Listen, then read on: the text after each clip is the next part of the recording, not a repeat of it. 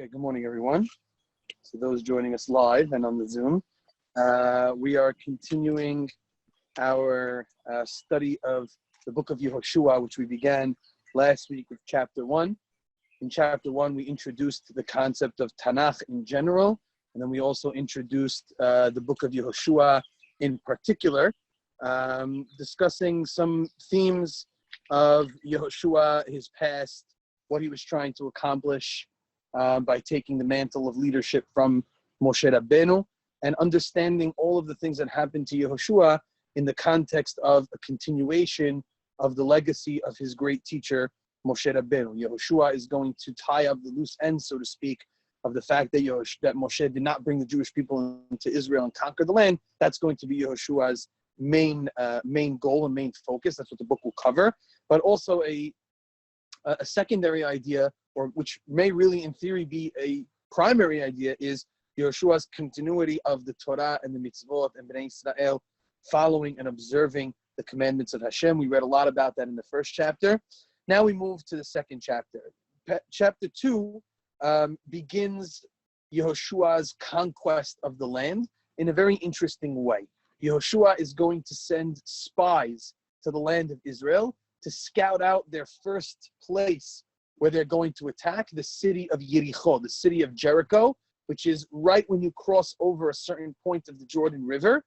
You will reach the city of Yericho, which is one of the oldest settled cities in the known world. A lot of archaeological evidence has found that to be the case. If anybody wants to look in the book, it's on page 1184. We'll be reading the Pesukim. This chapter we're going to read is actually the Haftarah for the parasha of Shelach, which talks about Moshe sending spies. So you have Moshe's spies and Yehoshua's spies, which will be a big theme that we're going to discuss here in the class. So the first place of conquest for Yehoshua and the Jewish people will be the city of Yericho, the city of Jericho, which is a very fortified city. Its walls are legendary. And as a result, it would seem that Yehoshua wants some strategical information about how to go about planning a war against the city of Yericho. We will see in the coming chapters that God will perform a miracle to help the Jewish people conquer the city of Yericho. But at this point, Yehoshua does not know that that's the case. Yehoshua assumes they will have to have a tactical war against his enemies. And so we now have to see a little bit of the information. What's the city like? What is it? What's going on there? And that's what Yehoshua wants to find out. Fortunately, if you want to look on, if you want to take the book, it's up to you. It's up to you. You don't have to if you don't want to. It's okay. Okay. One of the things that we have to keep in mind as we're reading this story is we have to think about in our minds Moshe Rabbeinu sent spies, right? And we know the story of Moshe's spies. Moshe sends 12 spies to the land of Israel to scout out the territory, and the consequences of that are devastating. The spies come back, they report negatively about the land of Israel. They say, we can't go, we can't conquer, the people are too strong. The Jewish people buy into this hook, line, and sinker. And God says, I want to destroy everybody. He eventually comes to the consequence of completely destroying that generation, and only the next generation is going to go to the land of Israel. Now let's remember that Yehoshua, who is going to be sending the spies in this chapter, was one of those spies, those 12 spies who went to the land of Israel. He was one of the few good spies. Him and his partner Kalev, they were good spies. They didn't say anything bad, but Yehoshua was part of this plot. He was part of this scheme, and he watched it unfold before his eyes, and he saw the devastating consequences that it led to. And so now we have to ask ourselves, what's Yehoshua doing here about sending spies again to the land of Israel?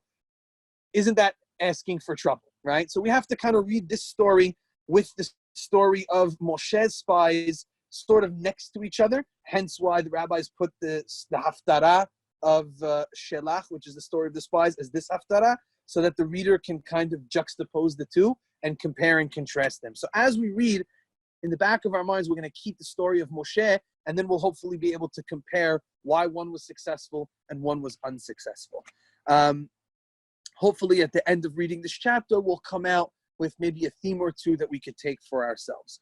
So we're going to read through this chapter. If you're following along with us, I texted out the Sefaria source sheet, which is just basically the verses of the Navi in Hebrew and in English. And for those in the live, it's on page 1184 here in the book. So let's see. Vayishlach Yehoshua ben Nun min hashitim shnaim anashim min hagerim cheresh lemor. Yehoshua, the son of Nun, sends out from where the Jewish people are encamped on the opposite side of the Jordan River, outside the land of Israel. He sends 2 spies in secret to the city of Yericho. And what's their mission? Lechu re'u et haaretz ve'et Yericho. Go see the land and the city of Yericho, the city of Jericho.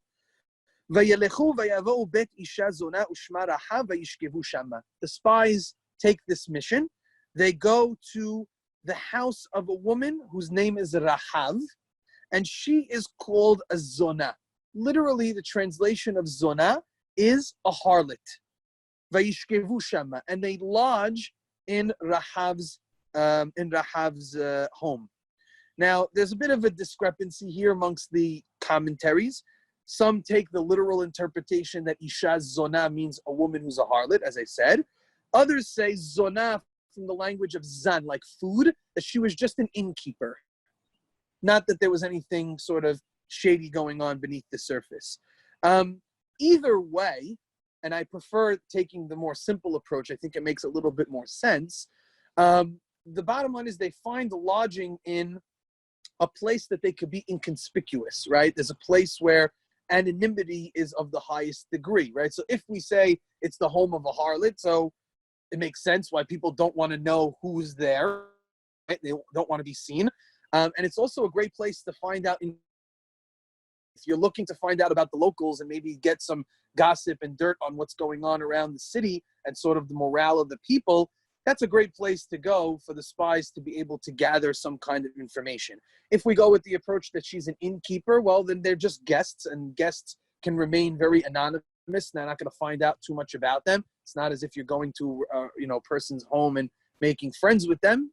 Everybody kind of keeps their distance. So this is very strategic on the part of the spies to find a place where they can keep themselves inconspicuous, they can retain anonymity, and they could also try and find out some information about the locals, which seems to be their main purpose, their main mission, is to scout out the land and find out a little bit about the people that are involved here.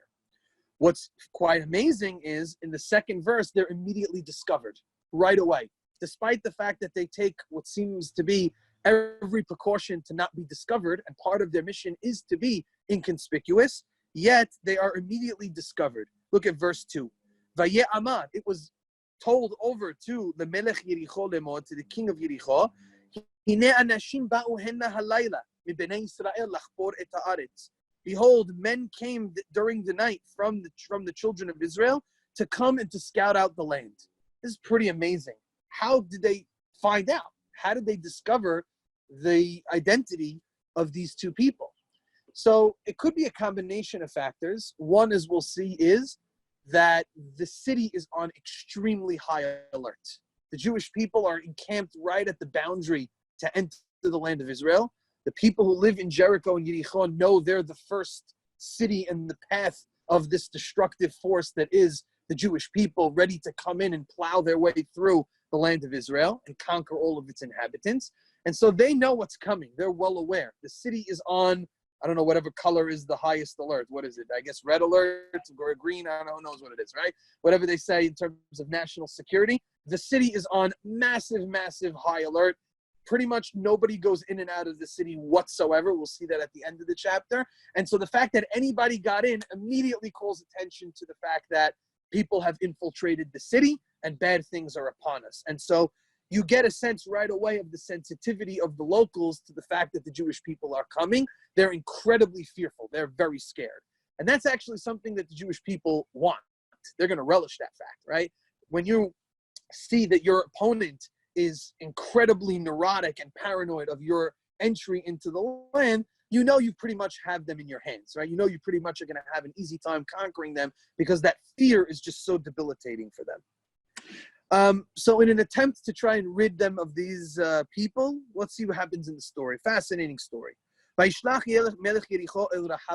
the king of Jericho sends men to the house of Rahav, where they believe these men are taking refuge. Bring these men out of your home. Who came to your home. Because they came to destroy this land, right? They came to spy out the land, and you have an allegiance to your country. And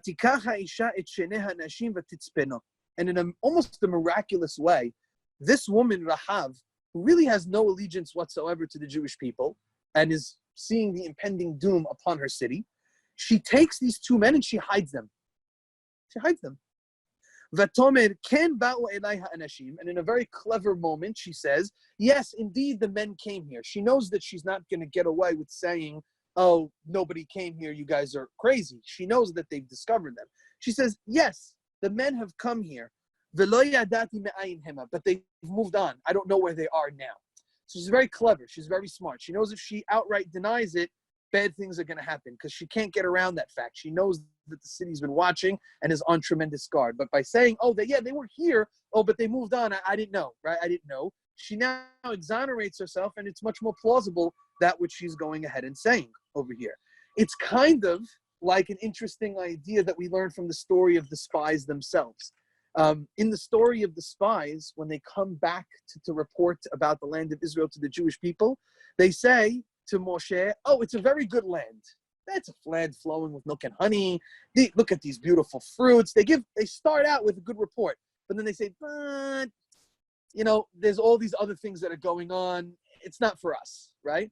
And Rashi makes a brilliant point. He says, anytime you want to convince someone of something and you want to try to manipulate them, especially lie to them even, you got to start out with some level of truth, right? You have to make the story seem plausible. If you just outright go to fancifulness, nobody's going to believe that.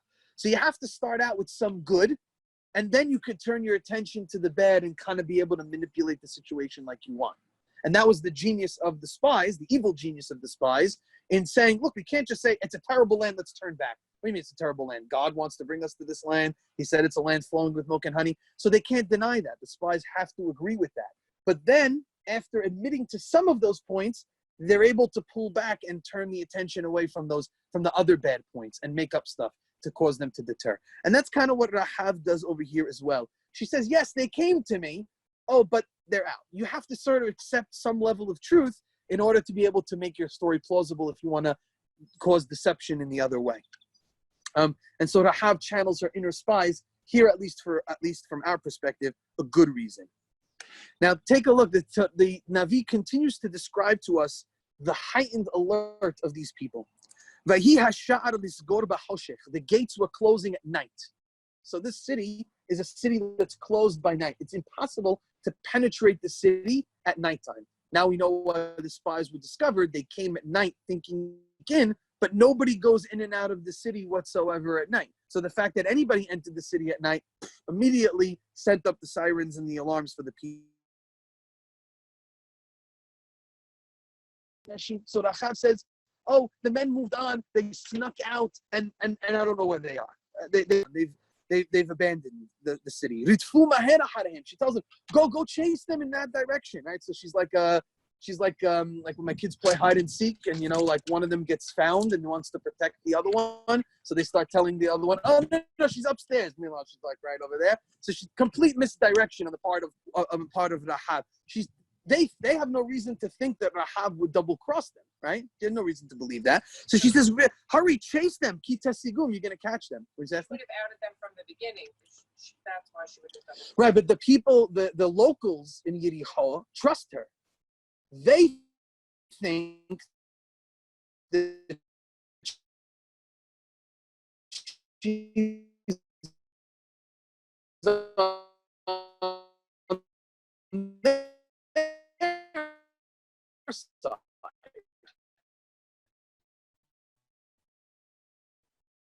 Meanwhile,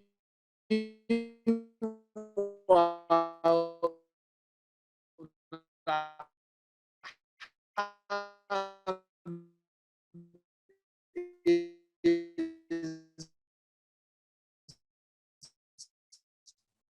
sort of acting as a over here protecting the Jewish people. But then he says the text after phantoms, towards the Jordan River, after the men left. So now, even though the king's officers are chasing nobody, and that immediate danger has gone away, the spies still have a problem. The city is locked, it's closed, and they can't get out. So there's still an issue here. They're still not out of the woods yet. They got out of the immediate danger of the officers looking for them, but now they have an issue. So now they got to figure out how we're going to get ourselves out of the city and back to where we need to go. So now Rachav comes to the roof, and she's going to have her first engagement with these men. She says to the men, and now you could see how in tune Rachav is, right? How much she knows. She says, Yadati, I know. Kinatan Adonai lachem et haaretz. She uses the name of God. This is a woman who we previously said was a harlot. She says, I know that God has given you the land. And I see the fear amongst all of the people around. And that the entire country is trembling in fear at the imminent entrance of the Jewish people to the land. Kishamanu, we have heard. We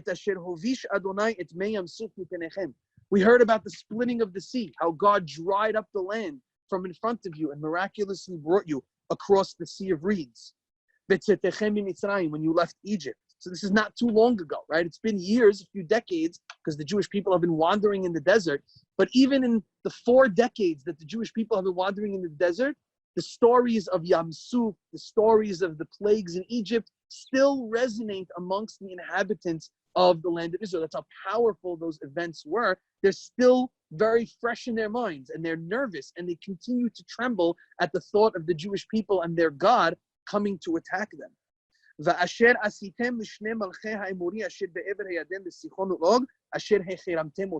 And perhaps most nerve-wracking for them was the way in which the Jewish people conquered the 2 most powerful kings in the known world on the opposite side of the Jordan River, Og and Sichon. These were 2 nations, the Amorites, and Og is Melech Bashan.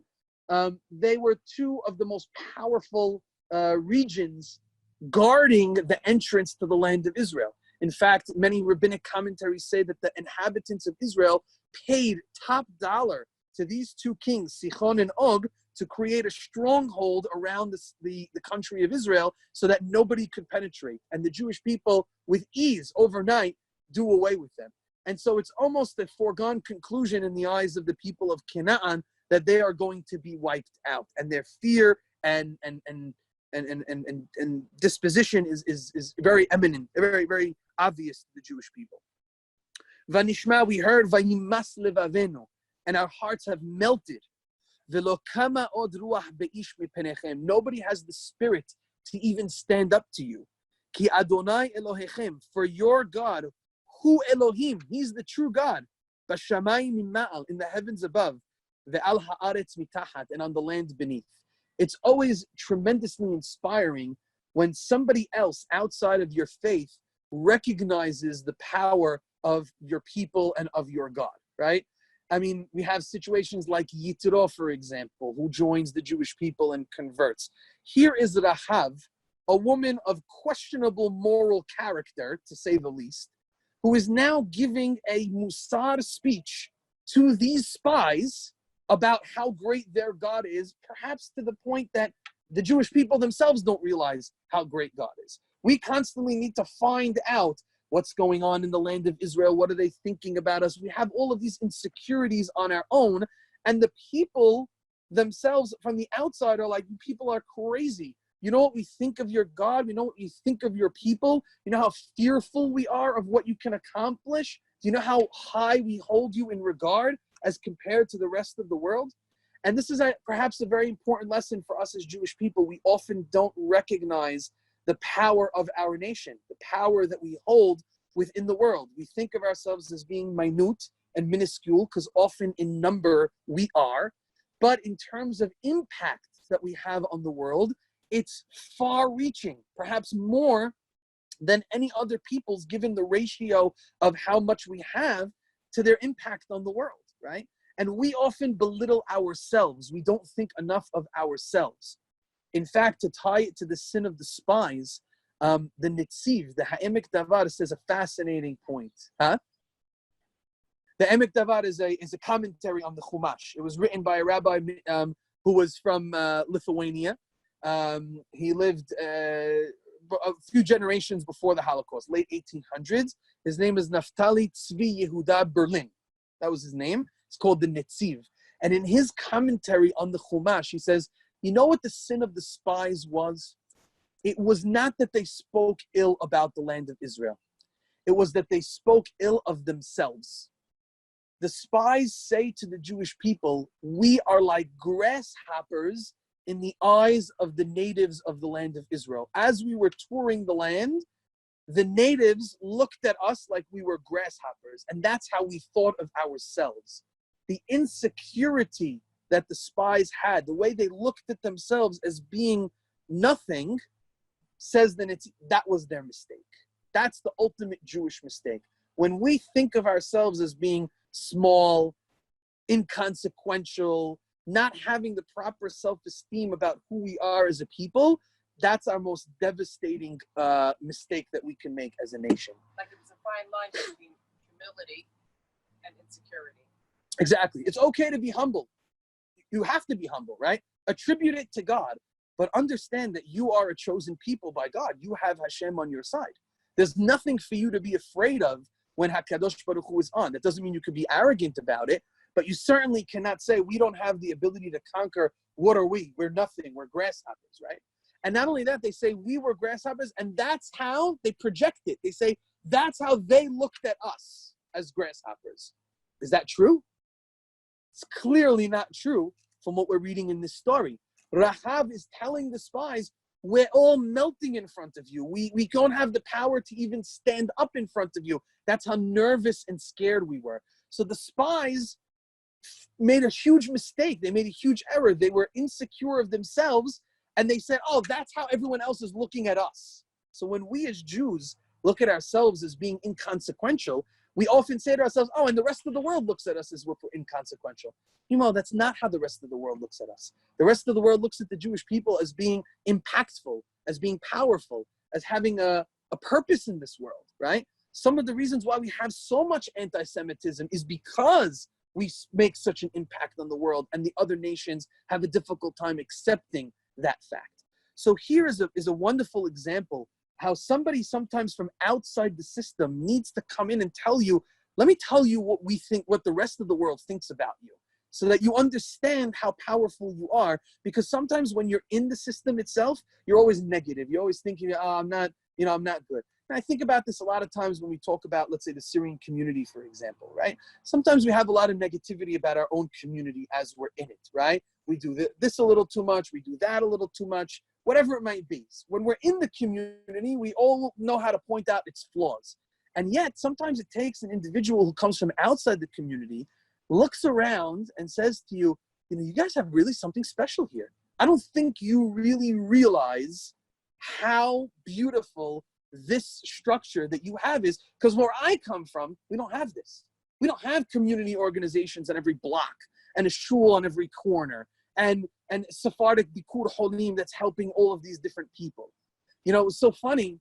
I was on a chat with a lot of other rabbis who, in post COVID-19, were asking a lot of other rabbis, what are you doing to kind of help people who are going through financial difficulties in the wake of this 3-month disaster that's been going on? And other rabbis were saying, well, some people come to the shul and I don't really know what to do, and does the shul handle it and this and that? And I stopped for a second and I had a conversation with a colleague of mine, and I said, you mean they don't have Bikur Holim? He said, no, they don't have it. In other communities, they don't have something that we have. This is something we take pashu, we take it for granted. Someone has a financial problem. If they come to me, go to Bikur Holim. Okay, let me help you. I, as the rabbi, will help them facilitate it, right? I'll help you collect a few dollars. I'll give you a recommendation. I'll write you a letter. I'll put you in touch with whoever you need to do. But we have an organization that's already built for that. Could you believe that there are communities out there throughout the country who are dealing with this disaster and don't have an organization like that?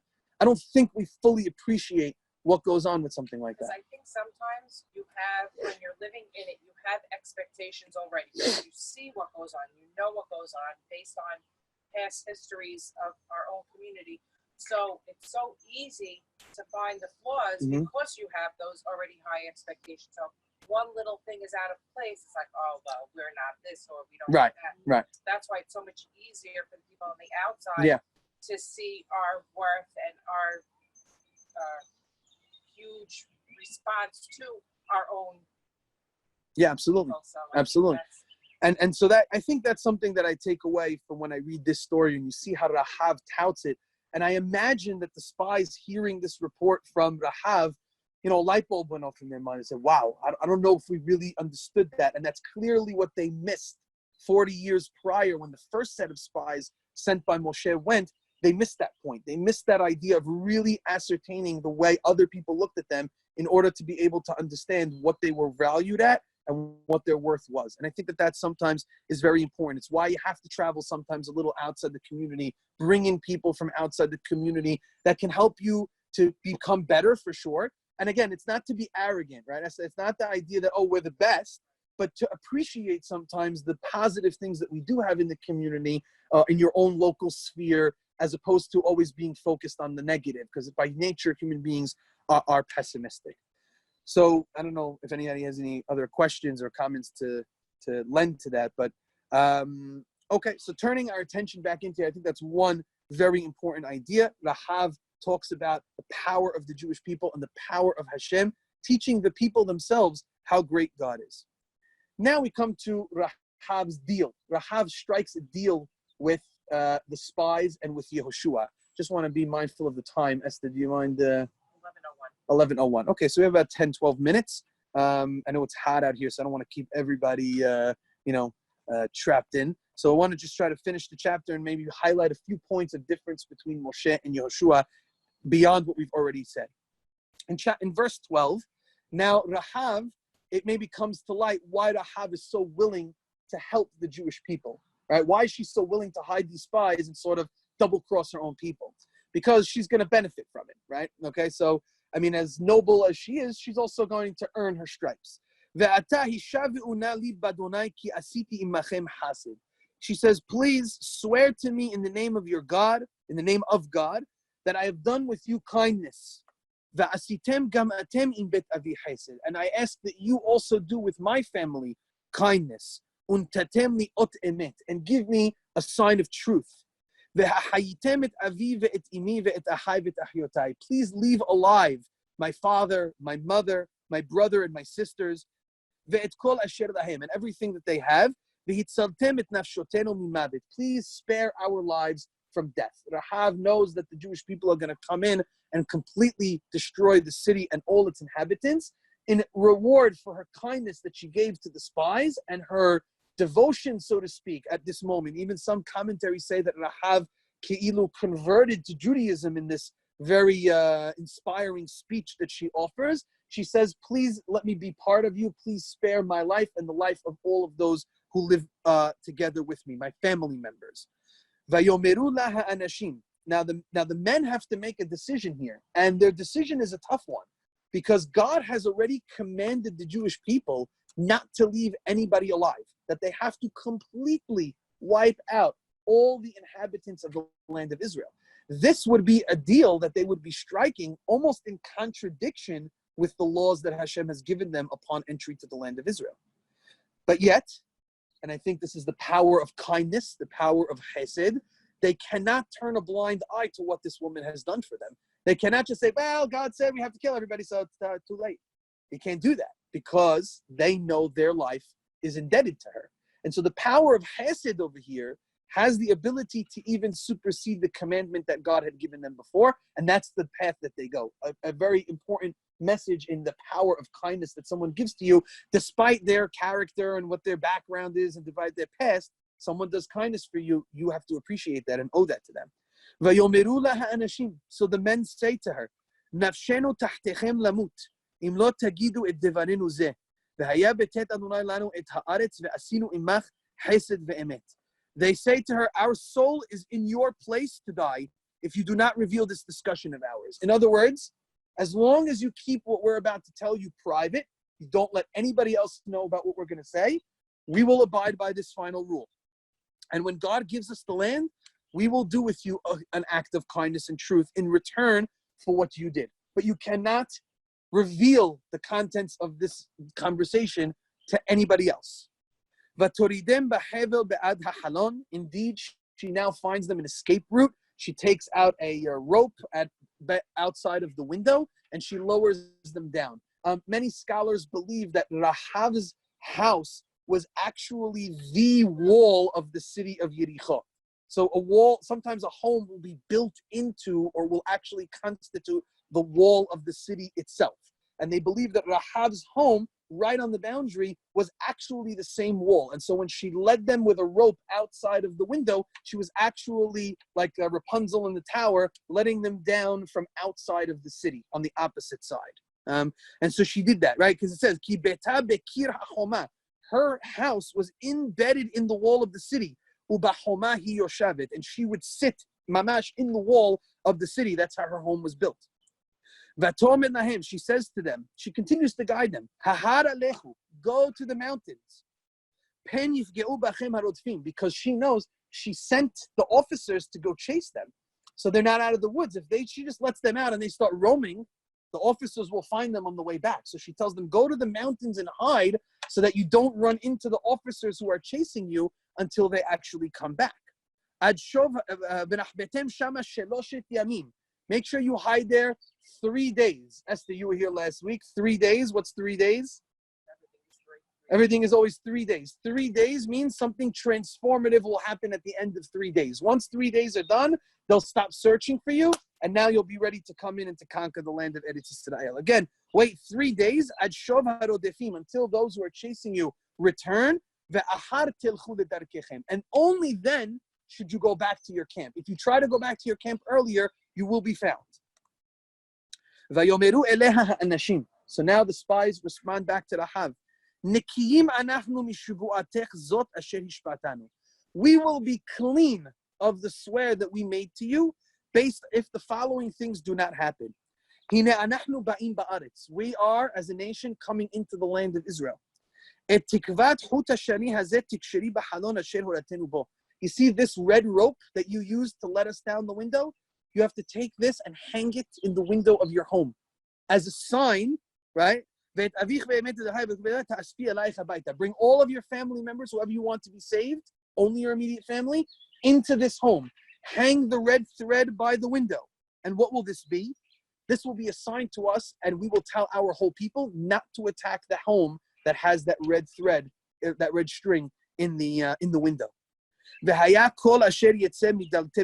the way, I know I don't love to bring this up, but in case anybody was wondering, red thread and all that whole idea of the protection and idea, I have a hunch this is probably where they brought it from, that the red string is some kind of a sign for something. It ends up protecting Rahav. That doesn't mean by in any means everybody knows that I'm not a fan of those kinds of things, but that's probably where they drew it from, is this story, as well as a number of other different instances in which a red string sort of is a prominent theme within Chumash. And it's worth analyzing that for a minute, that the red thread is often a sign of sin, and then it becomes white when it becomes pure. So it has this idea of a certain symbolism to it, of either atonement or, some kind of ot or symbol. It's not clear. The motif is not 100% through all of the different areas that it comes about, but it's not the first time in the Torah that a concept of a red string being some kind of a protection or a sign of something or an atonement of something is perhaps used. So the spies here in verse 19 say, anybody who leaves your home, they are going to damo berosho. Their blood is on their heads, meaning if they decide to leave the home, we are now no longer responsible for protecting them. They took their matters into their own hands. They put their life in their hands, and we are clean from that. Anybody who's in the home, should somebody go rogue and enter the home and kill a member of your family while they're in the house, then that's on us. That blood will be on our hands, and we will be held accountable for it. If there should be a hand stretched forth at such a person. V'im tagidi et devarenu zeh, should you reveal to other people in your neighborhood about this idea? So now all of a sudden we come in and there's like 10 red strings hanging from all the different houses, and we know you let it go, deal's off. We go and we attack everybody. We don't hesitate, right? And verse 21, Rahab agrees to this. As you said, shall it be. She sends them off and she ties the string inconspicuously in the window of her home in a way that people don't get suspicious. They go out in verse 22, they go out to the hills, they hide there for 3 days, they end up going back to the Jewish people. Now the last two verses are important to read. The two men come back to the camp of the Jewish people. They report their story and their findings to the leader Yehoshua. They come down from the mountain. And they come to the leader Yehoshua. They tell him everything that happened to them in the story. They say to Yehoshua, it's evident God has given us the land. He has put the land in our hands. All of the inhabitants of the land are trembling before us. And that's the end of chapter 2. What does the ending of this chapter suggest to us about the spies and their purpose? We have to ask ourselves the question, going back to the whole chapter, what was the reason that Yehoshua sent these spies? What did he want to know? I would venture to say it's clear that is a point of emphasis for him, because when the spies come and report back to him, this is what they emphasize. God has given us the land, and the people are scared stiff of our coming in and wiping them out. It's ours. We don't have anything to worry about. Yehoshua also sent them to find out some tactical information, which they do find out. Being in the house of Rahab by the wall, they probably investigated certain maybe weak places where they could potentially penetrate the wall. They found out a lot about some of the terrain, perhaps, on their way in and out. But the text doesn't feel that that's necessary to actually report back, because as we'll soon see, on his own. God doesn't even need any strategy or plan that Yehoshua comes up with to be able to defeat Yericho. The Jewish people will circle the walls of Yericho 7 times. The walls will miraculously fall down, and the battle will be an easy victory for the Jewish people because of God's miracle.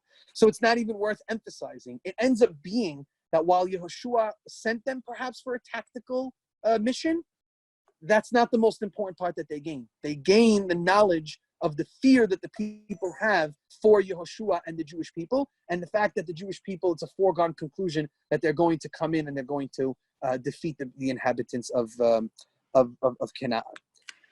To wrap up the idea, I just want to mention a couple of points, now that we've read the whole chapter, of difference between Moshe's spies and Yehoshua's spies, because that's the question we began with. How could Yehoshua, who was a member of the spies that went so terribly wrong the first time around, right, led them to wandering 40 years in the desert and the complete annihilation of a whole generation until the second generation was ready to go in, how could he dare to send spies and potentially repeat that mistake? Maybe he wanted to redeem himself. You're willing to take that risk? I mean, okay, he wants to put himself back in the situation and hopefully do it. Well, maybe now he has a little more confidence because of the confidence that Hashem put upon him. That's possible.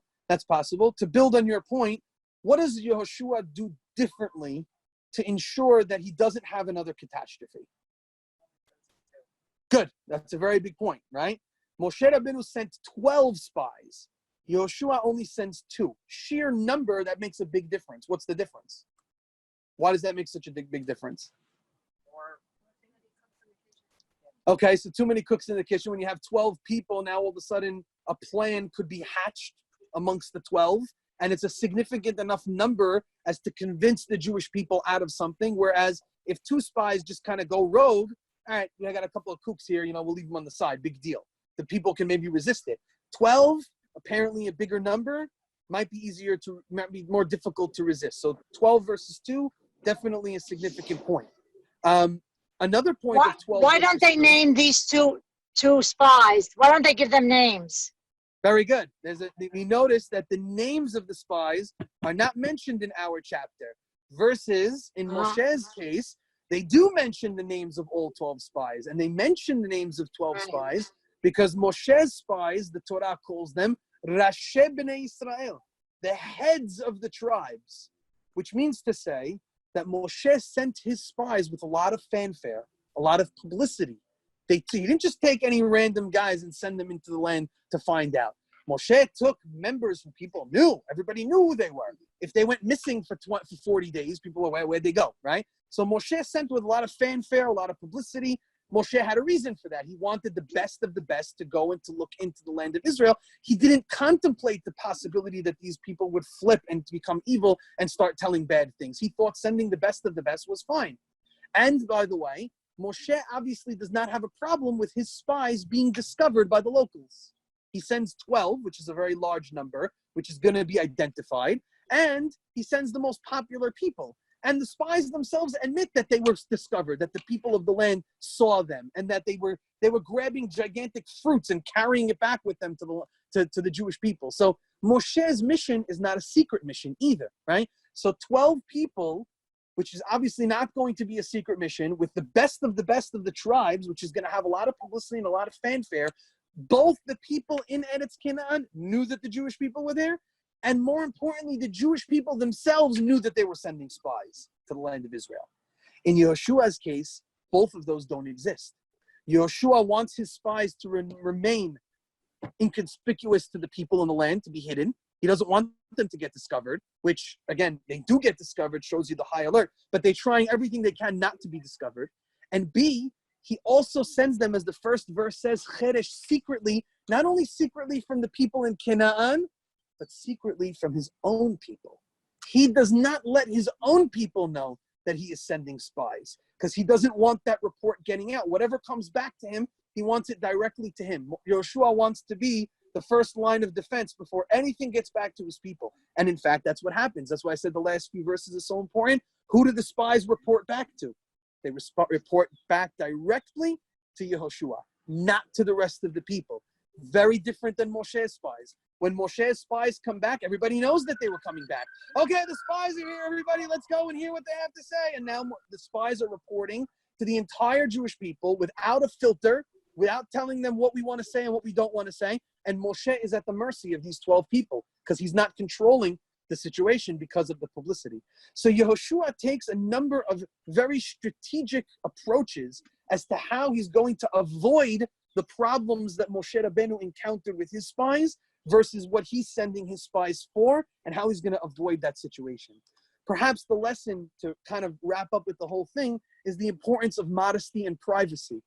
The reason why Yehoshua's mission is successful is because it's secretive, it's between him and the people, and he keeps it under wraps. And he's only going to reveal the information that he needs to the rest of the Jewish people. And he's going to control the narrative and the setting by keeping this very modest and very private and very humble.